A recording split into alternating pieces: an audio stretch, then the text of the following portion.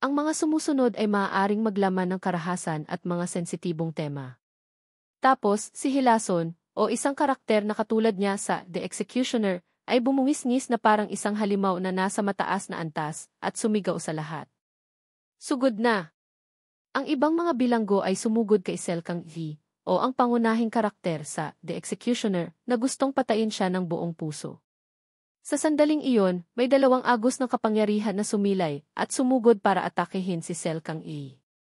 Pero agad-agad, ang mga bilanggo na sumugod ay naputol-putol ang katawan, tulad ng mga nauna. Ang maitim na kapangyarihan ay inatake lahat ng mga walang takot na iyon. Ang mainit na dugo ay sumirit sa ere. Ang mga bilanggo na sumugod ay unti-unting natunaw. Ang maitim na kapangyarihan ay dumaan sa mga bilanggo na nagdulot ng pagkatakot at pagsigaw. Ano yan? Pagkatapos, ang mga bilanggo ay namatay sa kapangyarihan ni Selkang E na hindi na makikilala. Ang mga piraso ng katawan ay nagkalat sa lupa, parang mga manok na may sakit. May ilang swerteng nakatayo pa rin, nanginginig ang tuhod. Anong nangyayari? Kasama na si Hilason. Ang kanyang mukha ay hindi na mayabang at mapanlait, kundi puno ng pagkabigla, pagtataka, at takot. Sa sandaling iyon, isang paa ang sumipa ng malakas. Walang iba kundi si Selkang Ehi. Ang kanyang sipa sa ere ay naglabas ng isang itim na aura na magkakapatong na parang sapot. Pagkatapos, gumamit si Selkang Ehi ng mas malakas na puwersa para ibaba ang kanyang paa. Ang mga pulang sinag ng kapangyarihan ay kumalat ng mas malakas. Agad, ang kapangyarihan niya ay umabot sa sukdulan nang bumaba ang kanyang paa sa lupa, at ang mga natitirang bilanggo ay tuluyang dinala sa impyerno. Paglipat ng eksena. Isang magandang paglubog ng araw. Ang nakakatakot na pangyayari ay parang bangungot lamang. May isang nakaupo sa isang madilim na silid. Isang lalaki na nakayuko at tahimik. Bigla ang bilanggo ay nag-angat ng ulo. Ang kanyang bibig ay tinakpan ng tela. Pagkatapos, isang tanong ang narinig, Selkang Ehi. Sa kabilang banda, may isang bilanggo na sumigaw, dire. Siya ay tinatambol pa rin ni Selkang Ehi at malapit ng mamatay, pero hindi pa rin nakakalimutang magmura, shit. Pagkatapos, ang kanyang mga mata ay pumuti sa takot. Si Selkang Ehi ay tumalon at sinugod ang mga natitirang bilanggo. Sila ay umatras at umiwas kay Selkang Ehi. Si Selkang Ehi, na may nagliliyab na mga mata, ay sumugod na may nakamamatay na kamao. Isang malakas na puwersa ang nabuo sa kamao na iyon at bumagsak. Mga sigaw ang narinig, huwag. Tumigil. Ang dugo ay sumirit sa ere. Dalawang nakamamatay na tunog ang narinig. Ang kamao niya ay dumaan sa mga bilanggo na parang isang lambat. Ang kamao na iyon ay parang kuko ng isang malaking hayop. Ang mga bilanggo ay natakot nang balutin sila ng pulang kapangyarihan. Hindi rin nakaligtas si Hilason. Ang kanyang katawan ay naputol sa dalawa. Ang kanyang mukha ay hindi pa nakaramdam ng sakit.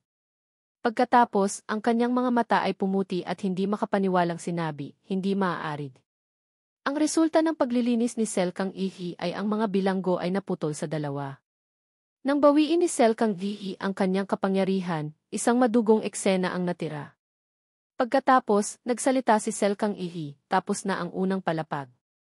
Sa solitary cell na tayo. Sa likod niya ay isang eksena na walang gustong makita. Ilan ang namatay? Hindi na mabilang. Libo-libo ang katawan. Ang nakamamatay na kamao ni Selkang Ehi ay nagliliyab pa rin. Siya ay nakatayo sa harap ng dalawang bilanggo, isang malaki at isang maliit na natatakot.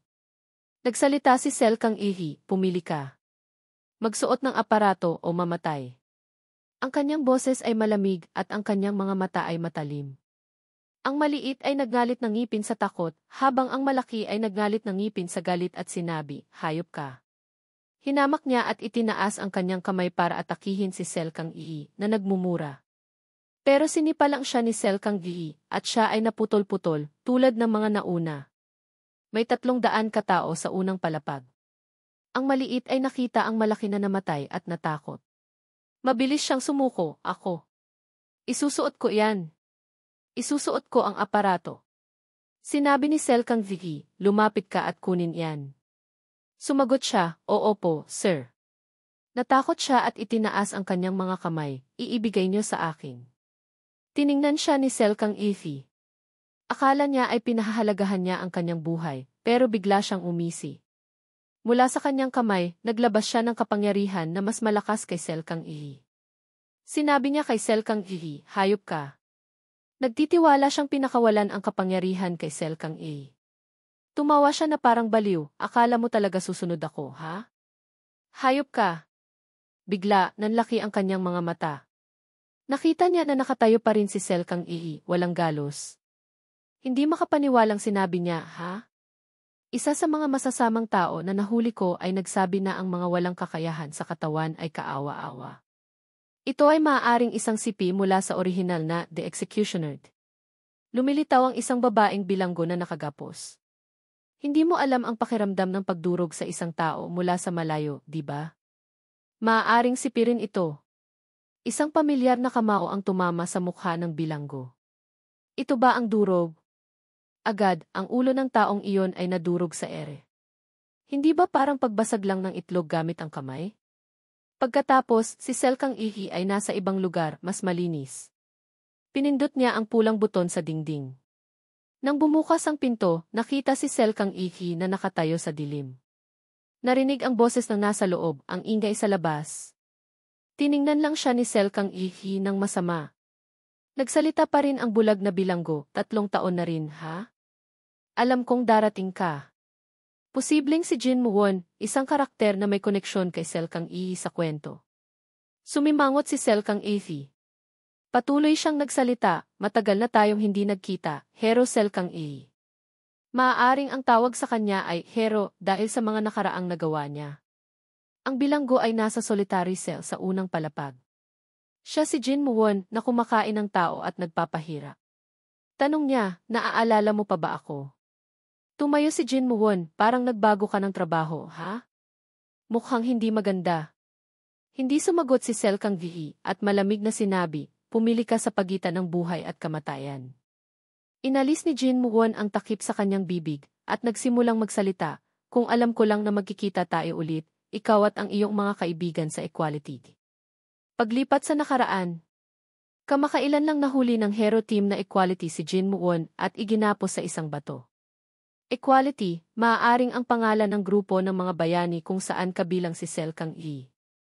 Sa sandaling iyon, nagulat si Selkang Ihi nang makita niya ang isang kaldero na bahagyang bukas ang takip. Sa loob ay may pulang likido. Naguguluhan si Selkang Ihi at nagsalita ang bilanggo, mukhang hindi masarap. Dinilaan niya ang kanyang dila at nagpakita ng malaswang ekspresyon. Mukhang gusto mong pumatay, ha? Tiningnan siya ni Selkang Ihi nang may galit. Patuloy siyang nanukso, pero hindi mo kayang pumatay. Ang kamay ni Selkang Ihi ay naglabas ng kapangyarihan ng galit. Nag-aalala ang kanyang mga kasamahan at sinabi, huwag. Sinuntok ni Selkang Ihi si Jin Muwon at sumigaw, papatayin kita. Habang galit na galit siya at handa nang patayin ang bilanggo, may sumigaw, Selkang Ihi. Nang lumitaw ang taong iyon, tumigil ang kanyang kamao. Sinabi nila o siya ng may lungkot, huwag. Naramdaman ni Selkang Ihi ang kanyang galit. Pero patuloy na nanukso si Jin Muwon, tingnan mo ang mga kasama mo. Mukhang umaasa sila sa iyo. Bumalik sa kasalukuyan. Itinaas niya ang kanyang kamay na may kapangyarihan. Kung hindi ka sasagot, ituturing kong pinili mo ang kamatayan. Nagpatuloy si Jin Muwon, gusto mo bang malaman kung bakit ako pumapatay? Wala akong interes. Matagal nang nabaliw si Selkang Ihi, kaya wala na siyang pasensya para pakinggan siya. Agad, isang kapangyarihan ang dumaan at ang ulo ni Jin Muwon ay tumalsik. Bigla, may boses pa ring narinig dahil umisi ang ulo ni Jin Muwon, gusto kong maalala nila ako. Muling lumitaw siya sa ibang lugar at sinabi, kaya pinatay ko sila at naging pinakaimportanteng tao sa buhay nila. Lumilitaw ang isang taong pinatay niya na umaasa. Kapag namatay sila sa kamay ko, hindi nila ako makakalimutan. Jin Muwon, abilidad. Ito ay patunay na kaya kong ipakita sa iyo ang alaala ng mga taong pinatay ko. Tiningnan lang siya ni Selkang Ihi. Naiinis siyang ipakita ang kanyang kasamaan. Sa paligid niya ay may mga itim na insekto. Nagsimula siyang magyabang, dapat ko bang ipakita sa iyo isa-isa? Lumilitaw ang isang ulo sa kanyang kamay. Susubukan sanang magsalita si Jin Muwon. Agad, nagliwanag ang kanyang mga mata. Ang braso na nagpakita ng ulo ay naputol. Hinawakan ni Jin Muwon ang sugat sa kanyang braso. Tinanong siya ni Sel Kang Zi, dahil ba isa kang bilanggo sa solitary cell? Ginawa ni Sel Kang Ihi ang kanyang kapangyarihan na isang espada, at lumapit kay Jin Muwon. Gusto kong patahimikin ang bibig mo. Nagsasalita siya tulad ng isang Diyos ng kamatayan, wala kang oras para atakihin ako gamit ang iyong abilidad, di ba? Sumigaw siya, huwag. Pagkatapos ay nagpawis siya at nagtanong, tanungin muna kita bago ako mamatay. Naaalala mo ba ang mga taong pinatay mo? Itinaas ni Sel Kang Ihi ang kanyang espada at sumagot, hindi. Wala akong dapat alalahanin, lalo na ang basurang tulad mo. Bigla, naging seryoso siya. Ngumisi si Jin Muwon. Lumilikha ng mga ilusyon ng kanyang mga kasama sa harap. Sumugod siya. Sinabi ng ilusyon ng may lungkot, Kang Ihi. Natigilan si Sel Kang Ihi. May dalawa pang kasama na tumitingin sa kanya. Sinasabi, Kang Ihi. Si Jin Muwon ay nagpapawis, pero nagpakita pa rin ang kanyang mapanuksong ekspresyon. Naaalala mo ba sila? Pero bumalik si Sel Kang Ihi. Itinaas niya ang kanyang espada sa harap ng mga ilusyon. Ang ilusyon ay sumisigaw, Kang Ihi. Isang malakas na hiwa ang bumasag sa ilusyon. Agad na ibinalik ng kapangyarihan ang katotohanan. Ang mga mata ni Sel Kang Ihi ay matalim at sumigaw, tapusin mo na ang kalokohan mo. Ngumisi si Jin Muwon. Ang mga sumusunod ay maaaring maglaman ng karahasan at mga sensitibong tema. Pagkatapos, nagpatuloy pa rin siya sa mga walang kwentang sinasabi. Hindi ko akalain na kaya mong hiwain ang mga kasamahan mo ng walang pag-aalinlangan. Malamig na sumagot si Sel Kang Ihi, hindi ba't isa lamang itong ilusyon? Sa sandaling iyon, ang katawan ni Jin Muwon na itinuturing na Tri-OC video sa orihinal ay nahati ng espada ni Sel Kang Ihi. Bumagsak ang katawan ng bilanggo sa lupa.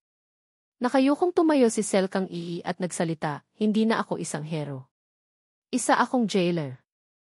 Ang TCDI Ngith ay jailer sa Filipino. Habang dumudugo ang bibig, matigas pa ring sinabi ni Jin Muwon, hindi ka lamang isang jailer. Isa kang halimaw tulad ni Seung Hoon. Naglalayong siraan si Sel Kang Ihi sa huling sandali. Pero nakatayo pa rin si Sel Kang Ihi at tahimik. Ang huling sinabi ni Jin Muwon ang nagtapos sa kanyang malupit na buhay. Isang halimaw na katulad ni Seung Hoon, isang pangungusap na naglalayong saktan si Sel Kang Ihi sa huling pagkakataon. Pero sa pagkakataong ito, hindi na siya nagbigay ng pansin sa mga walang kwentang salita. Tumalikod lamang siya at tinitigan ang katawan ng bilanggo. Paglipat ng eksena, si Seung Hoon ay tumitingin pataas ng may inip na itsura. Ano ba yan? Walang kahit anong pagtutol. Ang nakakulong na babae na binugbog niya sa sulok ay nakahiga sa sahig. Ang kanyang mukha ay walang ekspresyon. Ipinakita ni Seung Hoon ang kanyang pagkadismaya na parang isang bata. Ganoon siya kasuklam-suklam. Kailan ka ba bababa dito, Sel Kang Yu? Kung hindi, ako na lang kaya ang aakyat. Nagpaplano siya pagkatapos niyang talunin ang lahat sa loob. Panahon na ng gabi. Ang buwan ay maliwanag na sumisilip sa mga ulap. May tatlong nakatayo sa bangin at nagmamasid. Nagsalita ang isang lalaki, Sister Xingka, o isang karakter na katulad niya, kailan ka magsisimula? Ngumiti ang babaeng tinawag na Xingka at sumagot, dumating na ba siya? Nang magpakita si Xiao Kang Yu, Sel Kang Ihi, sa palapag na iyon, ang kanyang mukha ay malamig. Nagpapakita ng kamatayan na malapit ng mangyari. Yumakap sa kanyang mukha si Xingka at ngumiti ng may katuwaan. Pagkatapos ay sinabi ang mahal kong asawa. Asawa mo, nagtatakang tanong ng isang lalaki. Nang tignan niya si Sel Kang Ihi sa screen, ngumiti siya at tumingin muli kay Xingka. Asawa ko, tugon niya. Ngunit Sister Xingka, tanong niya habang umingisi, hindi ba't ang asawa mo ay si Seung Hoon? Ang pangalan ng lalaki ay Hanis. Magsasalita rin si Hato, isa sa tatlo. Tama. Hindi ba yan ang dahilan kung bakit mo inaatake si M para iligtas siya? Sumagot si Hanis at ang lalaking iyon ay isang bayani. Siya ay ang pinakakaunting nagagamit sa pag-unlad ng tao. Sumagot si Xingka, dati siyang bayani. Ipinapakita ang kanyang pagkabaliw, hindi ako nakakakita ng anumang heroism sa kanya. Pagkatapos ng pahayag na iyon, ang lahat ay nanahimik. Si Sel Kangyu ay nanatiling kalmado, ngunit alerto. Sinabi ni Hanis, kung gayon, dapat kang pumili ng isa. Idinagdag ni Hato, tama. Illegal ang Ta Dafu. Naisip ni Xinji ang pagpipilian. Hindi alam kung mas bata o mas matanda ang lalaki. Napakahalaga nito dahil hindi sila magkatugma. Nagliwanag ang dalawang simbolo sa kanyang mga mata. Sino man ang makaligtas ang magiging tadhana ko. Ang tono niya ay tila mataas ang tingin sa sarili na nagpapahiwatig ng malaking halaga. Kung sino kaya? Lumilitaw ang isang kisam na puno ng mga ilaw. Sumulpot si Dusyun sa likod ni Kang Ii at sinabing, mahusay, jailer Kang Ii. Ang kanyang mga mata ay matalim. Tumingin siya sa katawan ng namatay na bilanggo at nagpatuloy, nalinis mo na rin ang unang basement floor. Pagkatapos, ipinaalala ni Dusyun, ang lakas ng mga bilanggo ay tataas ng exponentially, kaya magpahinga ka muna. Hindi niya ito pinatuloy at tinanggihan ang kanyang sinabi. Tumingin siya sa kanya nang may galit at sinabi, pupunta ako doon ngayon. Buksan mo ang pinto. Sandaling nagulat si Dusyun, pagkatapos ay sumagot, naiintindihan ko. Bago ka bumaba doon, gusto kong humingi ng pabor. Sa ilalim ng palapag na ito, basement 2, mayroon pa ring jailer na buhay na nagpapadala ng senyales. Lumilitaw ang mga mahihinang jailer na nakatayo sa gitna ng mga mapanganib na bilanggo. Sa tingin mo, ilan ang jailer sa bawat palapag? Tinitigan ng jailer ang mga bilanggo. Hindi ko alam. Pero pwede bang iligtas sila sa kanilang mga pamilya? Tugon ni Kang Ii kay Joseon. Sumagot si Dusyun, lahat ng kagamitan sa komunikasyon sa basement 1 ay sira, kaya hindi ko alam ang eksaktong bilang. Pero sigurado akong isa lang. Lumilitaw ang mga guhit ng dugo sa sahig, na nagpapahiwatig na ang isang jailer ay inatake at nawala ng parehong binti.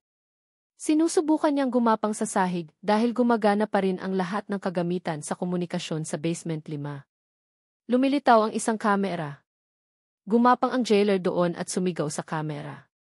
Tulungan niyo ako. Tulungan niyo ako. Kahit sino, tulungan niyo ako, pakiusap.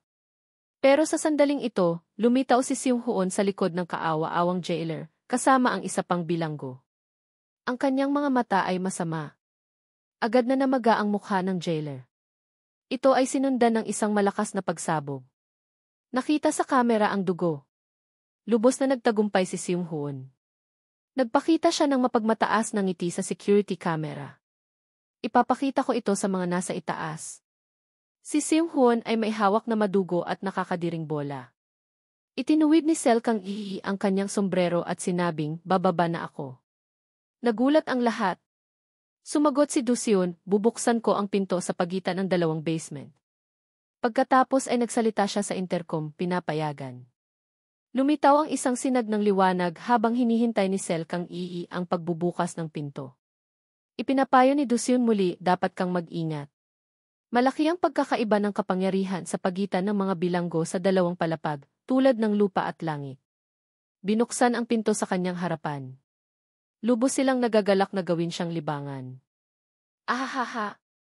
Sino-sino kaya ang pinakamabilis? Pagkatapos ay sumabog ang mga makukulay na ilaw. Ang bawat bilanggo ay may baril, sabik na bumaril. Alam kong may darating dito. Tanggapin mo ang regalo ng pagdating.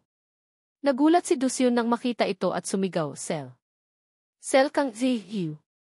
Pero bumagsak ang kanyang mga mata nang marinig niya ang mga salita. Bago mo alalahanin ang iba, alalahanin mo muna ang sarili mo. Isang malaking kamay ang lumilitaw sa harap ni Joseon. Ngumiti ang isang bilanggo at nagtangkang hablutin ang leeg ni Joseon. Pagkatapos, nakatawa niyang tanong, ikaw ba ay jailer? Ito ay isang bihirang pagkakataon. Gusto kong durugin ang iyong mayabang na mukha. Sinubukan ni Joseon na ngumisi at alisin ang kanyang sarili mula sa hawak nito. Ngumisi ang bilanggo. Dapat ko bang gawin ito ngayon? Pagkatapos ay bumaling siya. Hoy mga tanga, jailer yan. Kung sino ang unang makahuli sa kanila ang magiging di. Pero hindi siya nakatapos magsalita dahil nagulat at natakot ang kanyang mga mata. Habang abala siya sa kanyang kahina-hinalang tagumpay, ang mga kapwa niya bilanggo ay nakahiga sa lupa na parang mga manok na may trangkaso. Kailan pa? Hindi makapaniwalang sinabi ng bilanggo, anong nangyayari? Agad siyang tumingin sa itaas. Ito ang imahe ni Sel Kang Ihi na sumusuntok pababa. Hindi nagtagal, bumagsak ang puwersa. Patuloy na sumuntok si Ihi Kang Ihi hanggang sa binitawan ni ang kamay ni Joseon. Nahulog si Joseon sa lupa. Pagkatapos ay may nagsalita, huwag bumaba. Tumayo si Sel Kang Ihi, tiningnan siya, at sinabing, napakapanganib sa basement 2. Sa pagkakataong ito, ang kanyang mga mata ay napakatalas at nagpapaalala. Tumango lamang si Joseon at sumunod. Oo po, naiintindihan ko. Bago pa siya lumayo, tinawag ni Joseon. Jailer Sel Kang Ihi. Tomton Moki, malamang na ang pangalan ng isang karakter na may koneksyon sa mga kaganapan na ito ay nahuli sa basement. Isang imahe ng isang babae na nakatali sa mga kadena. Sa pagkakataong ito, tumahimik lamang si Sel Kang Ihi at nagpatuloy. Sa kalaunan, sumagot siya, alam ko. Lumipat ang eksena sa solitary cell sa unang palapag. Mayroong mga bilanggo na nagbubulungan sa isa't isa, naririnig mo ba? Parang sigaw. Nagtagumpay na ba siya? Ang isang bilanggo na may kaakit-akit na hitsura ay nagsalita ng may misteryosong tono. Hoy mga tanga! Nagtagumpay na ba siya? Sa tingin nyo, sino sa kanila ang magiging sanhi ng kaguluhan dito? Hulaan ko hindi nyo alam. Siya ay si Tomoki. Pinatay niya ang 28 bayani. Tinuro ni Tom Tomoki ang kanyang noo at nagpatuloy ng may kahibangan, alam mo ba kung bakit ang mga masasama ay nananatiling masama? Dahil hindi kayo sapat na matalino, dating mga bayani. Isang sumpa ang narinig. Hayop ka! Lumapit ang isang bilanggo at mumisi. Gusto mo bang patayin kita? Tanong niya sa kanya. Tumawa si Tom Tomoki at sinabing, patayin mo ako. Pumatay ka lang ng mga ordinaryong tao. Pumatay ka na ba ng may kapangyarihan? Tumahimik ang lalaki. Nakipaglaban ka na ba sa kanila? Kung hindi mo alam kung bakit ako nandito, ito ay dahil pinatay ko na sila. Ang kriminal na ito ay naglabas ng isang pahiwatig ng karahasan. Papatayin ko ang isa na may superpower ngayon din. Pero sa isang sandali, umunat ang kanyang mga kuko at humiwa mula ulo hanggang sa paa. Agad sumirit ang dugo. Ang kanyang kakaibang braso ay puno ng dugo. Ipinahayag niya ng malamig, sino ang papatayin? Ang mga tao sa silid ay labis na natakot. Nanatili silang nakatayo roon. Muli niyang sinabi ng may pagmamalaki, noong ako ay isang bayani, nahuli ko ang maraming kriminal, kaya alam ko kung paano hulihin ang mga may superpower.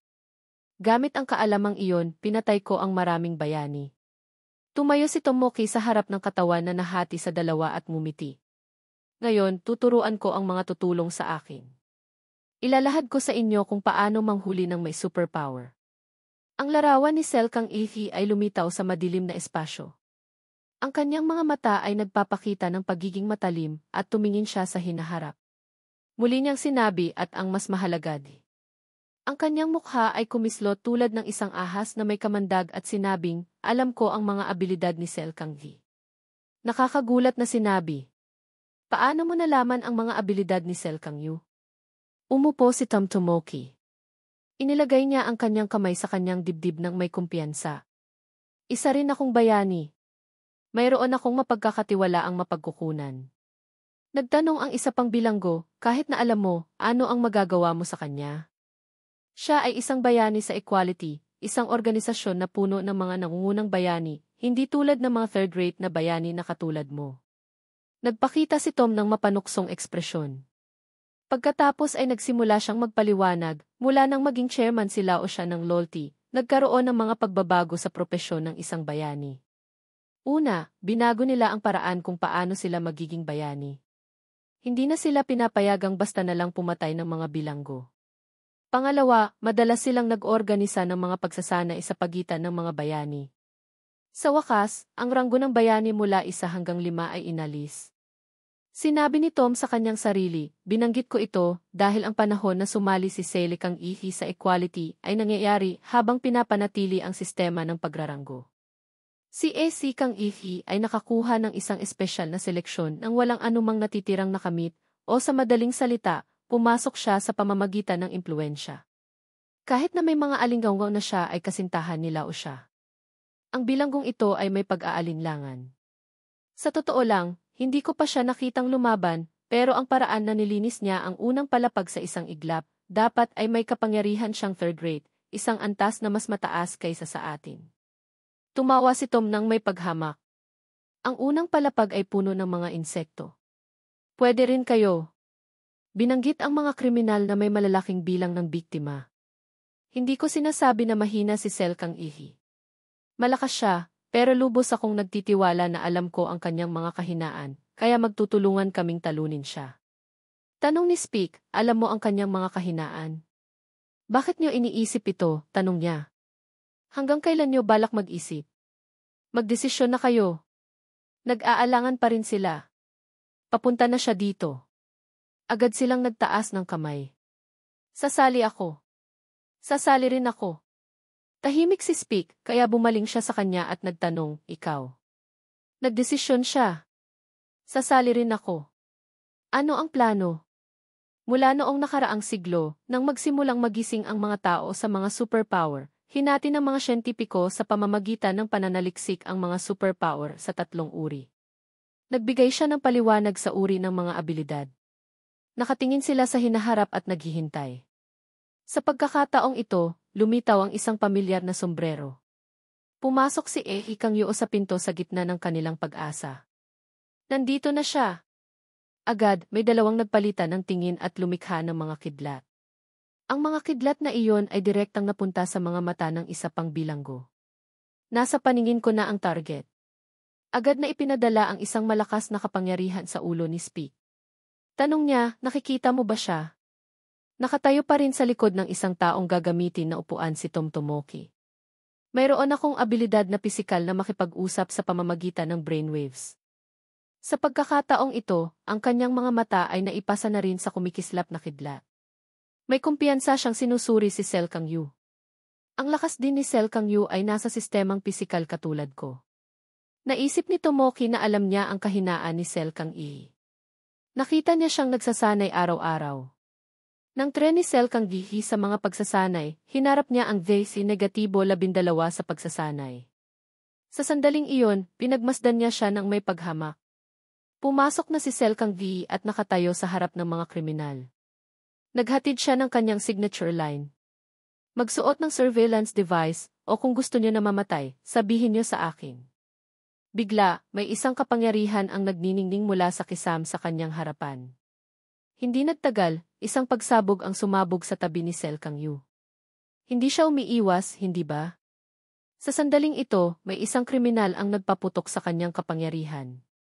Ginamit ni Tomoki ang ilang pinto bilang isang depensa, para sa mga may kapangyarihan at kakaiba upang salakayin ng paulit-ulit. Patuloy na pinaputukan ng mga kriminal ang kanilang kapangyarihan kay Sel Kang Ihi. Si Speak, na suot pa rin ang kapangyarihan, ay nagsalita. Tama ka, nakatayo lang siya doon. Umiti ng may kasiyahan si Tomoki.